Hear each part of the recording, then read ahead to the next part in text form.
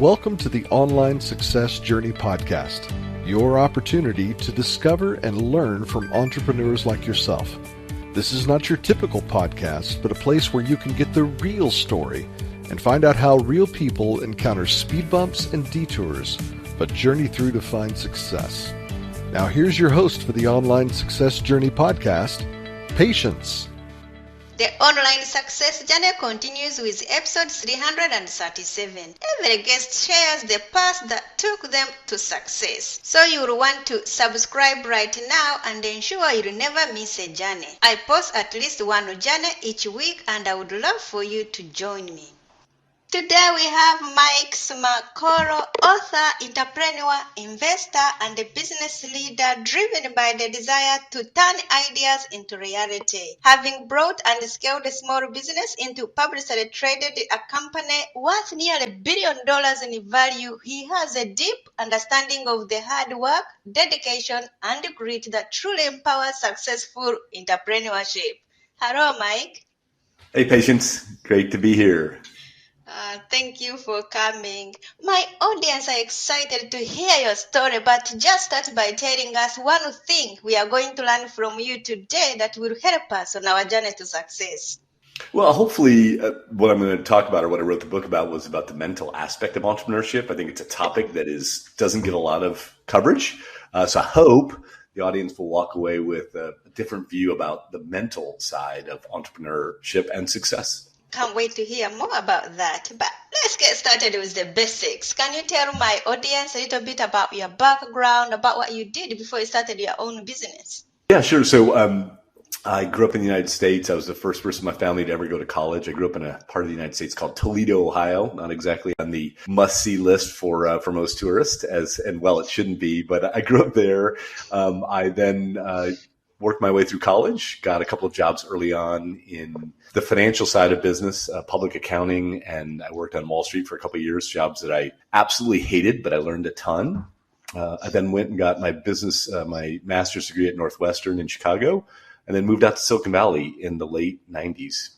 From there, I was able to turn my finance career into an operating job. I got to work for legendary entrepreneur Mark Andreessen and Ben Horowitz, very well known now in Silicon Valley for both their entrepreneurial success and also running probably the most prominent venture capital firm out there. So I worked for Mark and Ben when they started a business and it was just a concept, saw it all the way through IPO. Then I quit, raised a small pool of capital to really start my own entrepreneurial journey. I found a great business to buy and I operated that business for over 13 years. Wow, what's your background, Mike? Why do you do what you do? Well, the venture job is super interesting. I love meeting entrepreneurs. I'm passionate about entrepreneurship in all forms. And so my job allows me to give back in some regards in terms of helping provide entrepreneurs with some of the wisdom I've learned along the way or mistakes I've made, and also get to see others really take great ideas and turn them into reality. It's a phenomenal job. Let's put man aside. How do you know you are successful in your new venture? It's an interesting question because starting a business and then investing in startups is a really long journey. And probably one of the most frustrating things about it is you don't really know for several years. And even then, it's hard to figure out what the success criteria is. But at the end of the day, we've had several companies in our first fund that have gone on to great growth and some successful exits. So I guess that's the measure of it. But at the end of the day, it's trying to find great entrepreneurs, giving them some capital advice, and then they do all the hard work and heavy lifting. And then what do? You just sit down and rest? Exactly. Well, I drink coffee in the morning, and then I switch over to beer at lunch, and then wine in the evening. I mean, it's a great job. It is a fascinating job because you're trying to help, you're trying to mentor, trying to coach. But at the end of the day, it really is all about the entrepreneur. So everything we do, our tagline at our firm is built by entrepreneurs for entrepreneurs. So everything we do, all the resources we have, are really trying to help others be successful. And, sometimes we're able to do that and sometimes we're not. How has your business pivoted due to the pandemic? Yeah, well, so it's interesting for us. I mean, the biggest thing for us is we're looking to invest in the next generation of innovation, to look and see what's going to happen in the future. I think what we have, if we've pivoted, which probably is too strong a word, but what we've done is we've said, what are the trends, or tried really hard to say, what are the trends that were. So I put COVID and pandemic in three buckets things. I think there's things that we all started to do, and now as we record this in January of 2022 are being constrained again. But I think there's a bunch of things that we all want to go do again post-pandemic we'll rush into. And I put travel, restaurants, live sporting and live music. Like those don't change. And then there's another bucket of things that I think change considerably and probably never go back. And then there's a bucket in the middle, which is somewhere, in between. And so our job, and where we spend a lot of our energy during the pandemic now, is trying to figure out, when we see new ideas, hey, is this something that is important right now, but once we get, if we ever get back to a whatever called quote unquote normal, will that go away, versus permanent changes in consumer and business behavior, if that makes sense. But as you mentioned that it is in three buckets, yes, it has really enforced businesses and the people in general to really rethink their path and what they have to do on an everyday basis. Yeah, so then the question becomes, and it's a great question for you, patient. It's like, what are the things that you're doing in your life that you're doing out of necessity? I can't travel internationally. I mean, I can, but it's a real pain. But as soon as that becomes easier, I want to do, as an example, versus things like we look at how people interact with healthcare, for example. I feel there's a pretty significant change there that's never going back, or working remotely. So there's certain categories of things, and I'd love, what do you think? What are the things that you did during the pandemic that you would say are temporary versus things that you feel are a permanent change in your day-to-day life?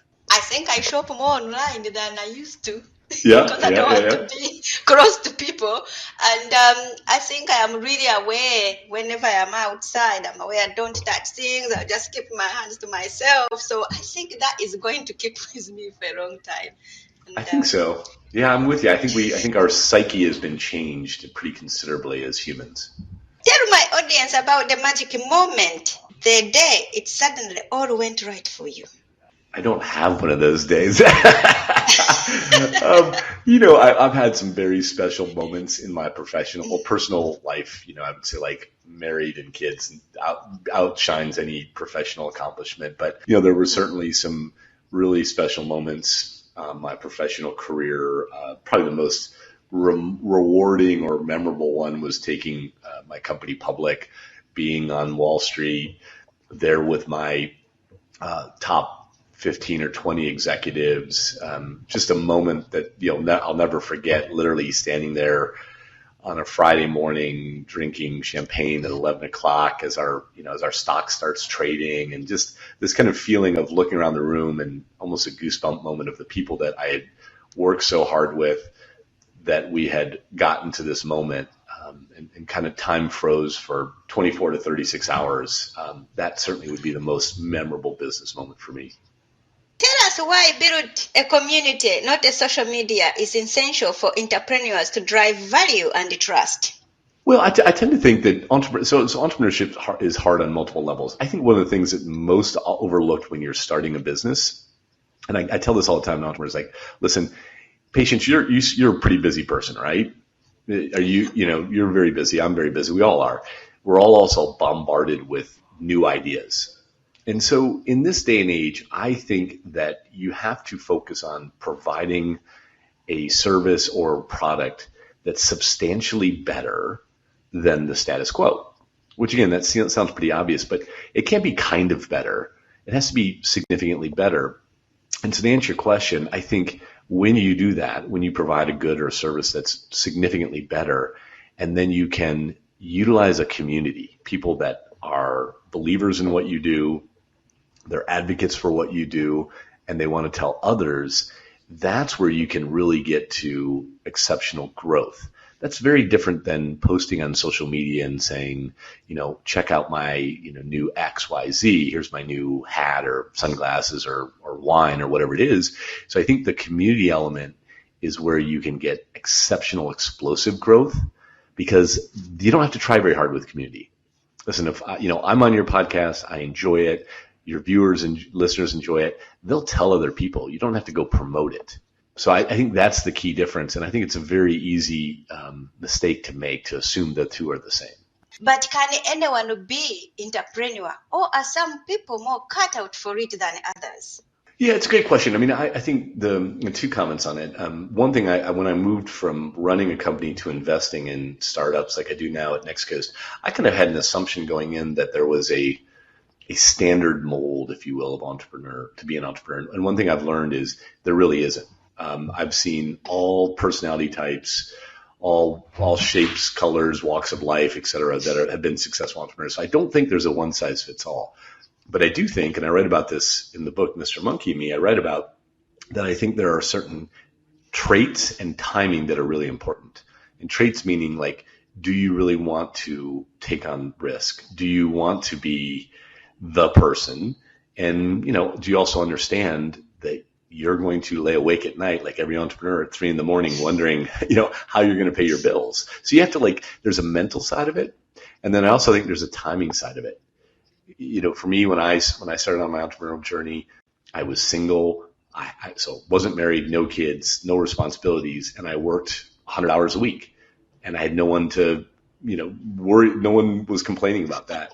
Now I'm 17 years later, happily married. I've got 4 amazing kids. I don't want to work a 100-hour week, very candidly. And so now for me to start off as an entrepreneur, I'm probably wiser, but I'm not sure I would have the energy and focus and commitment that I think is required. So I think there's both the understanding what it means to be an entrepreneur and the risk and the mental tension, as well as where are you in life. And I think that's wildly overlooked. What have you learned from business as a whole? Well, listen, I think my high level one is, as a business as a whole, is there's a bunch of pundits out there that are going to tell you what's going to happen in the future. They'll say it with confidence and assure you that they know the answers. My general business rule is things are never expect the unexpected, which sounds kind of trite and road, if you will, but I just think that there's way too many. I would say this way: everyone writes a business plan, everyone has projections for the year, and then stuff happens. And there's a great quote from Mike Tyson, the boxer, who said, everyone has a plan until they get punched in the face, which is kind of weird to quote Mike Tyson, but it's kind of like businesses. Things are going to happen. You're going to set out to start a travel business, and then COVID happens. You're going to set out to, build a company in something unusual, maybe positive, maybe negative, but things are going to happen that you had no idea were going to happen. And so having the mental again, tenacity and just understanding that is really, really critical. What are you still doing in the way you work that you just know you have to stop doing? Yeah, so many things. I think here's the funny thing is we're in January, so it's always time for New Year's resolutions. But I still respond to emails too fast. So there's part of me that I look at it and go, I love the idea of just, whenever I go on vacation, like I was on vacation for the holidays, and I just shut off my turn on my out of office reminder, and magically a bunch of stuff happens without me responding. And whenever I do that, I'm like, why do I feel like I have to get through my email? So I'm still doing that. And I'd love any suggestions on that one. Maybe you need to slow down. Exactly. But if it is working for you, you don't need to change. Well, it's funny. I'm reading this really interesting book. It's called 4,000 Weeks, I think is the name of it. And it's about just how much time you have on the planet. And one of the things they talk about is if you're really good at email, you get more email, which is like a silly concept. But it's like if you're super responsive and you always respond back and you keep doing that, guess what? Then people keep responding back. And so it's this, one of those good lessons in life where be careful what you do, because it then becomes a habit and, gets you into perhaps something you don't want it to be. If you could rerun the first year of your business, what would you definitely know to do? Well, let's see. The first year of my business, I think I probably would have been, I don't know. I hate these questions because I'm like, I don't know. Maybe I was quite successful, so maybe I did. I don't think I did everything right. I think in every year would have been the first year to the last year. I wish I would have said thank you more. I think that I was so caught up in trying to drive the business next level, trying to move forward and achieve goals that I was never good at saying thank you. and never good at celebrating wins. So probably I would say thank you more, and I would celebrate more of the big and small wins. My downside was when we did something great and accomplished something, I would typically go great, and then I'd quickly move on to what we were going to do next. And I think I missed some opportunities to show my gratitude and appreciation and, enjoy a little bit of the journey. How do you make yourself get back on track when something goes wrong? Yeah, for me, it's usually exercise. I think when, the best thing I do, I would say generally trying to get a break, getting away from the situation. And so things are always going wrong. I mean, first of all, as I've gotten older, I just realize things always happen, per my earlier point. And then secondarily, I find I'm in my best self when something does happen I didn't want to happen, is some break. So a walk, time in nature, exercise, something like that resets my framing of it. And if I do that, when I do that, my response is much better. When I react in the moment, rarely is reacting in the moment a good thing. What is the most valuable thing you have ever given away? Most valuable thing I've ever given away. Here's a weird way to say that. I think my time, like I think there was a point in my life when I was say generous, but I think sometimes my own monkey voice, which is what the book's about, like my voice in my head says, you need to do everything to everybody. And so in retrospect, I've probably given my time to folks that had I had a little more balance around things, I wouldn't have done it. And so I was when I was running my company, if a customer said, I need you in Boston tomorrow, or a salesperson did that, I was in San Francisco, I'd jump on a plane and go. And I think, probably if you think about value, like time, like was I conscientious around, is this the best use of my time? Do I need to go? Are there other things I should be doing? So yeah, probably time. But do you regret it? Because you helped people. I don't know. That's the hardest thing about memory, right? One of my great investors used to always say, like, enjoy the journey. And he was very successful. And I was like, I wonder if he enjoyed the journey, or he's saying that now. I don't know. It's so hard. I mean, I do think, though, I think there's part of I wrote this book about this mental aspect because I had this voice in my head that would always tell me, you're not good enough and you need to do more. And it served me well in terms of drive and motivation. But I think where the voice didn't serve me well was kind of this general belief that I couldn't say no. And I think that's where I probably would say, yeah, I mean, I was very successful. It was a great outcome. And a lot of it came from hard work and motivation and a willingness to do whatever it took.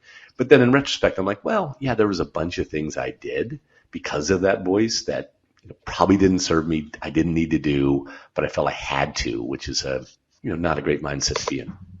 What is one thing that has contributed to your success? Hard work, without a doubt. I mean, just, hard work. I think I used to ask this question in interviews, is it intellect or hard work that gets you ahead? And it's one of those answers that there's no right answer. But for me, the willingness to work harder than anybody else, my competitors or what have you, I would say has had a bigger contributor to my success than just about anything else. What grounds you? Everything. My kids. My kids. There's nothing better. I've got 4 kids now, and my 3 oldest are in their teenage years. So there's nothing more grounding than coming home to a grumpy 14-year-old. They really are not that impressed with anything you do. So that's a pretty good way to stay grounded. What is one thing no one knows about you?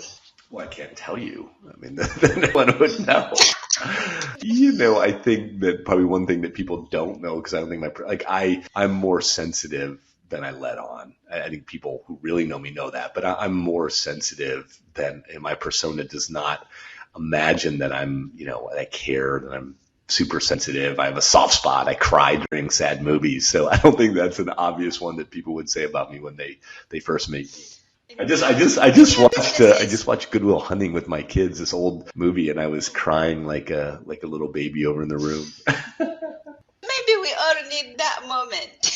Yeah, why not? We are human. I think we are. We're not robots yet. We're getting there, but not there yet. In your businesses, do you have a mentor or a coach? Yeah, I'm a big believer. I mean, one of in the formula I write about in the book, it's the SHAPE formula. H is for help. I tell the story in the book about a legendary coach in Silicon Valley, a guy named Bill Campbell, who, when I was struggling as an entrepreneur, I went and had a beer with him, and he said, who's your coach? And I said, what do you mean I don't have time for a coach? I'm working 100 hours a week. I'm exhausted. I'm afraid I'm gonna get fired. And he looked at me, and this was a long time ago. Bill's no longer with us, but he said, wait a minute, Tiger Woods has a coach. Steve Jobs, when he was alive, had a coach. All these great people have a coach. Why would Mike Smerklo not have a coach?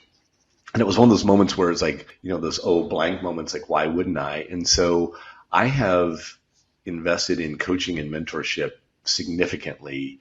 I also, and I believe for entrepreneurs, it's critical, and I believe it should change over time. And so the coaches and mentors that I have now are very different than the ones I had when I was running a business. But yeah, I think there's several folks I look to now for advice. And then also in my job, I now try and provide mentorship to the entrepreneurs that I work with. What is the most valuable thing your coaches or mentors has told you? Well, I think I'd go back to the story I said a few minutes ago, which is get some help, right? And also, but I think the subtext of that was that I had a belief when I was first starting off as an entrepreneur that I had to have all the answers, that I couldn't show weakness, that you're the CEO, you're supposed to know everything, right? Which is completely stupid and silly. But I had that belief, and I think the coaching was a form of coaching, right? And so being open to where your strengths and weaknesses are, being open to where you need help, acknowledging that. Oddly enough, first time I said to my small team, like, I don't know the answer, it felt really uncomfortable. And the monkey voice from my book was like jumping up and down going, what did you just say? How did you just tell people you don't know the answer? But the truth is, I think leadership, when you're able to say that, it really brings people forward, and it shows a level of vulnerability that is hard to do, but highly rewarding. And so I think that was probably, of all the advice I got, and I've gotten so much, that was probably some of the best that I ever got. Tell us how a soft 3.0 is reinventing the traditional growth models. I think that there's this whole new concept. People are using software 3.0 or Web 3.0. I think it's fascinating. It's super early. This is stuff that that we're looking at that's built on the blockchain, that allows creators, among others, to have a direct relationship with their consumer, with their customer. It is so early, but I think there is an opportunity for a lot of traditional businesses that have had a multi-tier distribution system to have it completely disrupted. And the easiest example of this would be around, for example, music. If you go back to when I was a kid, there was dinosaurs roaming the earth, but a long time ago, you used to have an artist. Artists would go record an album. The album would then get distributed, and it used to be physical, and now it's even through like a Spotify. But there was no direct relationship with the artist or the creator. And that could be through books, that could be through podcasts, that could be through music. And I think the Web 3.0 promise is to have a much more direct relationship with your customers. And oddly enough, if you have that relationship with your customers, you don't need as many of them. So think if you're going to spend $1 on a song as you might if you're buying a song, or $15 on a book, you've got to sell a lot of books for that by the time the small percentage gets back to the author. So if you can have a direct relationship with your customer, you can actually sell less books or lower the price and keep the bulk of that revenue for yourself, if that makes sense. Let's talk about your book. Tell us more about it. And before we go into it, did you ever want to be an author? Well, I put authorship right up there with entrepreneurship. If I knew how hard it was, I wouldn't have done it. But yeah, I did. I had it as something. I enjoy writing. I've always enjoyed and massive respect for the creative process of anything. The idea of like coming up with an idea and then seeing it to fruition. So it was a challenge for me, and I enjoy writing. Well, I wrote the book, and all proceeds go to charity, by the way. So there's no profit motive for me in the book. But I wrote the book because I felt like there was a pretty significant gap in content that was available for entrepreneurs. On the one hand, there was the content that was around how to write a business plan or how to build a business. And then the other hand, there was super light content about what it was like to be an entrepreneur. And it really didn't hit upon the kind of ups and downs of it. And so I wrote the book, Mr. Monkey and Me, A Real Survival Guide for Entrepreneurships, to try and address that gap, to provide context for what it is like to be an entrepreneur, and not just from my own experience, from what I've seen from others, and then also to provide very tactical and specific tips for other current or aspiring entrepreneurs that hopefully they can use per your first question to do better at what they're trying to achieve. Came up with that title, Monkey and Me. It was funny. It was my son, one of my sons. I was talking to him about it, and they were kind of watching me disappear. And I wrote this while I was, full-time job running Next Coast Ventures. But I would go and usually early in the mornings or sometimes on the weekends, I would scroll away and write this. And so they would talk about it, and I would tell them about it, and we would have fun about. Basically, this book is not about my career. It's about the voice that I've seen in my head or others that basically tries to take you off your goals. And so I was telling my kids about it, and one of my sons said, well, like, Mr. Monkey's really the star of the book. I was like, yeah, that's right. And so that's where it kind of spun up. And then one of my sons helped me design the cover, which is a creative monkey trying to, get out of a bag to stop me from reaching my goals. So it was a fun family process, but it really was about the voice. And the monkey, is the star of the book. He's by far the more entertaining character in the story.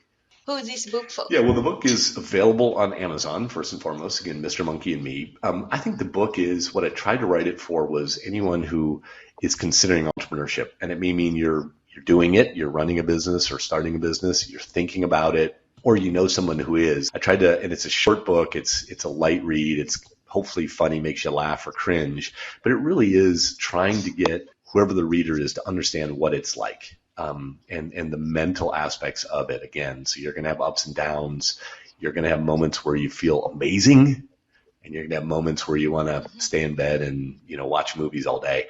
And I think, first of all, acknowledging that is part of it. And then the SHAPE formula hopefully helps with those ups and downs and gives you a framework to utilize. And how can we connect with you? So I'm available my name is a weird one, but it's all my social. My website is Mike Smerklo, SMERKLO.com. So it's MikeSmerklo.com. There's a bunch of content there about entrepreneurship. There's links to the book. There's a free test you can take about entrepreneurial readiness. And then I'm on social. I'm just at Mike Smerklo. And again, the book, Mr. Monkey Me, available on Amazon. All proceeds go to charity that my wife and I set up. We set up a scholarship for students who are from diverse and underrepresented backgrounds interested in entrepreneurship. So if you do buy the book, that's what it's going for. And I'd love any feedback that folks might have on the book or general content. Thank you. There will be more from Mike in a moment. If you are listening to this on a podcasting platform and you are encouraged by Mike's journey, please go to our website at onlinesuccessjourney.com. In addition to the amazing free content, you can work direct with me. Check out my course, How to Set Goals and Double Your Productivity, a course for achieving success in work and life, when you visit onlinesuccessjourney.com. The site has tons of audio clips from hundreds of successful entrepreneurs' guests' journeys, all there to help you find a path to your own online success journey. The site offers exclusive members-only content, and you can join absolutely free and be part of this amazing online success community today. Check it out. That's onlinesuccessjourney.com.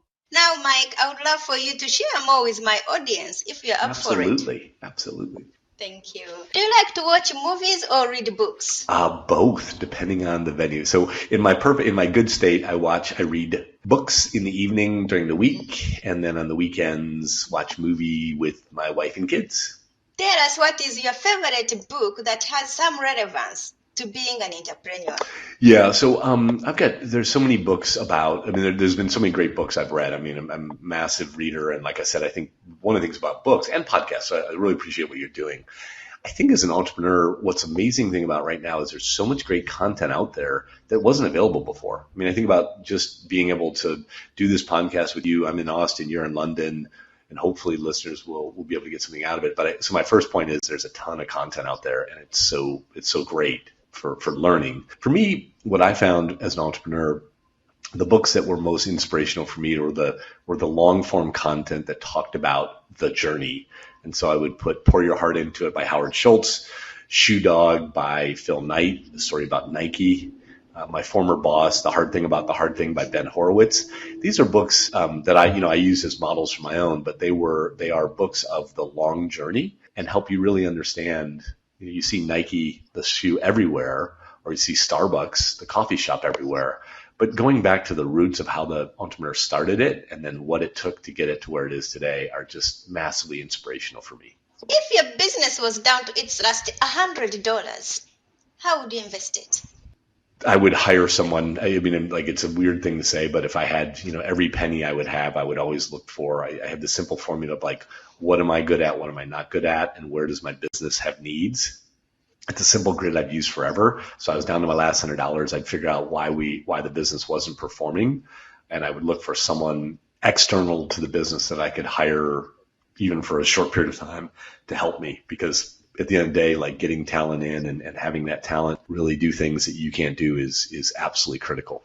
If you are going to keep a note yourself in your pocket every day, what would be written on it?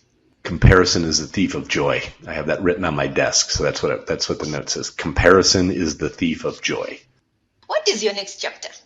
Well, I'm having a blast running Next Coast Ventures, so I continue to do this as long as I'm able to. I thoroughly enjoy it. I don't see retirement as an option for me, but I think for the next chapter for me, it's moving more towards helping. To me, it's just about helping. There were so many great. You asked about mentorship. I could list 30 or 50 people that helped me along my journey. And so now I think part of the circle is like, am I giving as much back as people gave me? That's a big challenge for me. Do you feel like you succeeded or like you're only on the way? I think I'm so early on that journey. I've been a taker, if you will. And I mean that I've been asking people for help. And now I think my big challenge is, can I give back and challenge myself to do that? So I'm super early in that. Will you ever stop? I don't think so. I've seen a lot of people that try and retire, and I don't know how many people that have retired well. So for me, at least my personality, I think retirement is not a good mental state, at least in the near future. So I want to keep doing what I'm doing and contributing as much as I can. Wow. Remind us how we can connect with you. Yeah, so just on Twitter and Facebook and Insta, it's at Mike Smerklo, Smerklo. The website is the same, mikesmerklo.com. The venture capital firm is Next Coast Ventures. And the book, Mr. Monkey and Me, is available on Amazon. Mike, it's been great to have you here to share your online success journey. Thank you, Patience. I loved it. I really appreciate all the questions and appreciate all the great work you do. Thank you. Remember, success is a journey. Don't wait. Let's start the journey. Patience and Mike. This is not the end of the journey. We hope you've enjoyed listening to Patience and her guest and want you to know there are hundreds of episodes available at onlinesuccessjourney.com. Patience would like to thank you for listening to the podcast, and she has a free gift for you on our website, including an audio compilation of her guests' best tips, uplifting stories, and even a bit of fun. Additionally, there are special clips of over 250 episodes that have never aired on the podcast, and they're only available to members of the Online Success Journey. Check the website and click on Join Now to get free and instant access. Of course, you know that listening to the journeys of others helps each of us chart our own path. So make sure you're subscribed on your favorite platform to be notified as each new interview is posted. There are so many ways to stay connected to the Online Success Journey and listen in. And if you're enjoying the podcast, we appreciate your help in telling others. One of the best ways to share the benefit you get is to rate and review the podcast at iTunes and other sites. We appreciate your help and your willingness to share your journey. One last thing. If you're feeling a bit lost or overwhelmed on your own journey, Patience can help. Check out her course on clarity while you're at the website. Finding clarity is a great way to get back on the right path. On behalf of Patience, and until next time, thanks once more for listening. It is our hope that this podcast will guide you on your own online success journey.